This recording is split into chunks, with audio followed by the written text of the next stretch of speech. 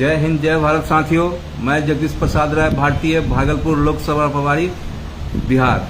साथियों, आज मैं लाइव आया हूं आपको एक खास मुद्दे पर बात करने के लिए कि इधर में काफ़ी कर्जदारों की रोज़ फ़ोन कॉल्स आते थे और बहुत सारे लोग मुझसे मिलते भी थे। उनका यही शिकायत होता था कि आरबीआई के गाइडलाइंस को रिकवरी एजेंट्स के द्वारा फॉलो नहीं किया जा रहा है।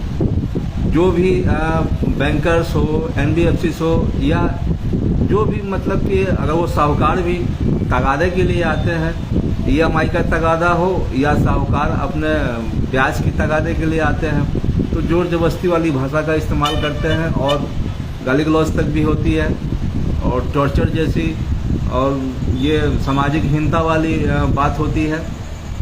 तो सबसे पहले तो मैं उन लोगों को बता दूं कि आपने बुरे वक्त में, मैं खास करके ये साहूकारों के बता रहा हूं कि आपने बुरे वक्त में उस व्यक्ति की मदद की है, उस कर्जदार को मदद किया है। ये बहुत ही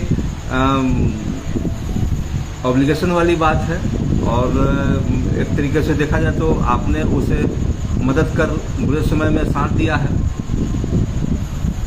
आपने इस भरोसे से जरूर मदद किया होगा कि ये व्यक्ति मुझे ब्याज भी देगा और मेरा मूलधन भी वापस करेगा।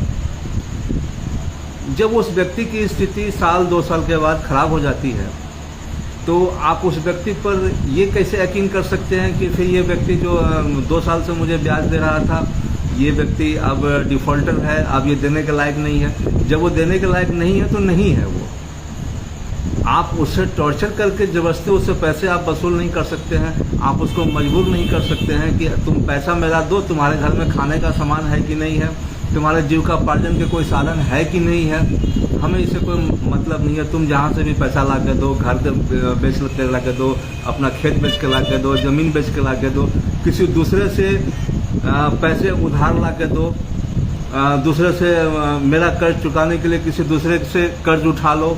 मतलब यूँ कहें कि वो इतना फोर्स करते हैं कि जाके वो कर्ज की दलदल में फंस जाता है।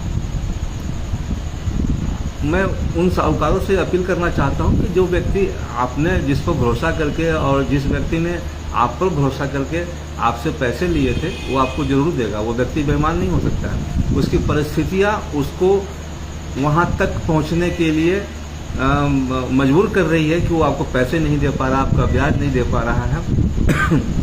तो ऐसी स्थिति परिस्थितियों में आपको भी कॉम्प्रोमाइज़ करना चाहिए और खास करके जोर जबरदस्ती से किसी से आप पैसे वसूल नहीं सकते हैं। वो स्थिति अब बदल चुकी है। आरबीआई गाइडलाइंस को काफ़ी मजबूती से फॉलो कर रहा है और बैंकर्स को भी समझा रहा है कि आप जोर जबरदस्ती ना करें, किसी को भी मजबूर न करें, उसको किसी को भी इतना बेइज्जत न करें कि वो सुसाइड करने की दहलीज पर पहुंच जाए।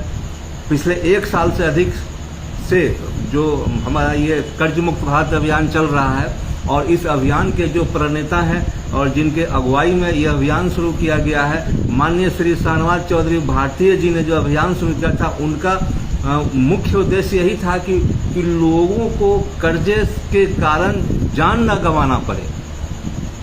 और ये जो कर्ज देने वाले हैं उनकी जान लेने पर तुले हुए। अरे भाई, आपके पैसे वापस चाहिए, आप इस पर फोकस करो ना कि आपको पैसे वापस चाहिए, आपको ब्याज चाहिए, तो आप उसकी जान लेने पर क्यों तुले हुए? उसको क्यों बेइज्जत करते हो, क्यों बदसलूकी करते हो, क्यों उसके घर पर जाकर अड़ जाते हो? अब ये सब नहीं चल पाएगा। आप उनसे प्यार से, मोहब्बत से बात करें, इज्जत से बात करें। आपने एक बहुत अच्छा काम किया कि बुरे वक्त में उसकी मदद की है, तो आप उसी हिसाब से उससे पैसे वसूलें। अगर स्थिति परिस्थिति खराब है तो आप उसको कोऑपरेट करें, समय दें उसको।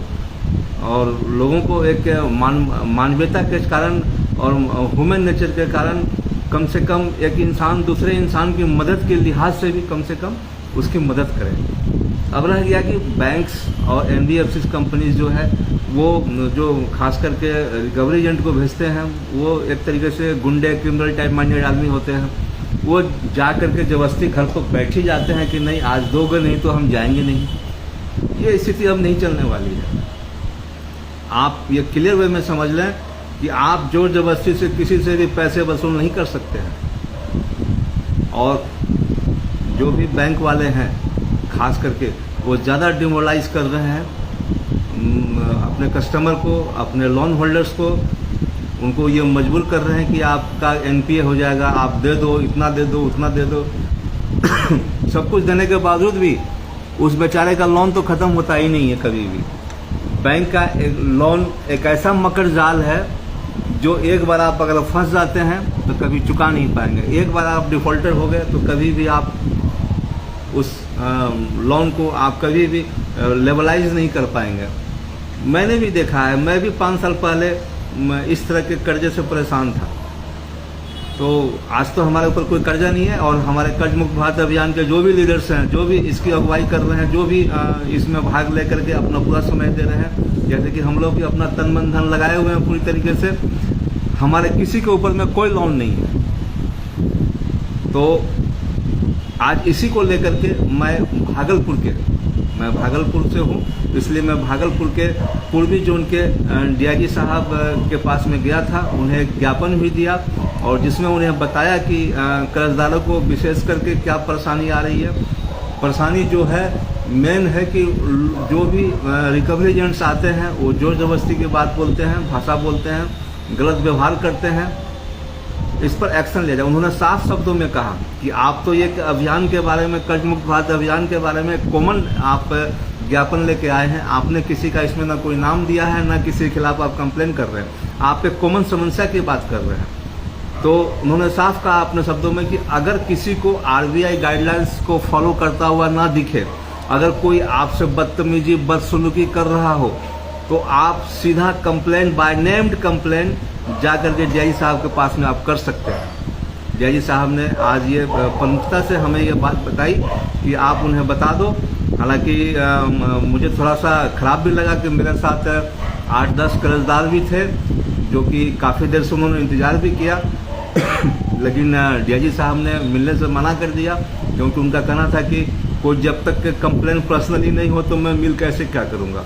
आपका अभियान पब्लिक प्लेटफॉर्म पर है, आप अपना अभियान देखें, और जिसको परेशानी हो रही है, अगर कोई परेशान है, किसी को कोई कर्जदार जो एनबीएफसी वाले या बैंक्स वाले हैं, जो रिकवरी एजेंट्स वाले हैं, वो अगर बदतमीजी कर रहे हैं, परेशान कर रहे हैं, तो वैसे लोगों के लिए आप उनको सीधा मेरे पास भेजें और लिखित बाय नेम्ड भेजें कि किनके खिलाफ कार्रवाई करनी है, मैं कार्रवाई करूंगा। उन्होंने एसएसपी को भी रेफर कर दिया है, वो हमारे ज्ञापन को जो निवेदन पत्र था, जिसमें कि कर्जदारों की समस्याओं के बारे में जिक्र किया गया, चर्चा किया गया है, और निःशुल्क कर्ज मुक्त भारत अभियान के बारे में जानकारी दी गई है, उनको इन्फॉर्मेशन दिया है कि ऐसा अभियान देश में चल रहा है जो कर्जदारों के साथ हो रही बदसलूकी और जिसके कारण जो वो आत्महत्या कर रहे हैं और उनकी सामाजिक प्रतिष्ठा दांव पर लगी हुई है, ये वैसे लोगों के लिए अभियान शुरू किया गया है। तो वो काफ़ी पॉजिटिव दिखे।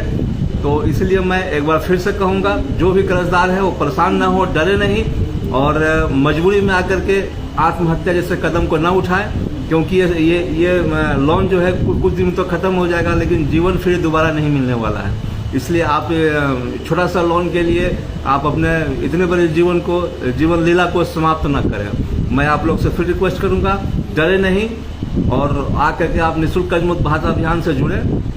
और जिनका भी साहूकारों को मैं फिर कहूँगा कि आपने पैसा दिया, एक बहुत बड़ा मदद किया है आपने, एक मतलब कि एक ऑब्लिगेशन वाला काम किया है, फिर ठीक है, आपका पैसा है, आप अपना कर्ज के लिए आप जो है ब्याज वसूले आप, लेकिन उनको परेशान न करें, उनसे जबरदस्ती न करें, क्योंकि अब ये जो है आरबीआई काफ़ी इस पर सख्त है, और खुदा न खास्ते बहुत सारे लेंडर्स के पास लाइसेंस भी नहीं होते हैं।